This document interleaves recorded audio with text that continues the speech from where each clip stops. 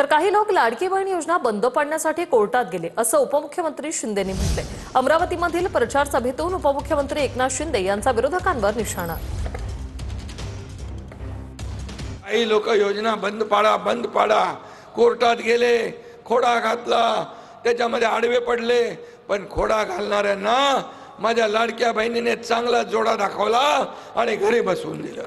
आणि म्हणून कुणी माईकाला आला तरी सुद्धा लाडकी बहीण योजना कधीही बंद होणार नाही। हा शब्द आहे तुमच्या भावाचा, जो बोलतो ते करतो, जे नाही बोलत ते पण करतो।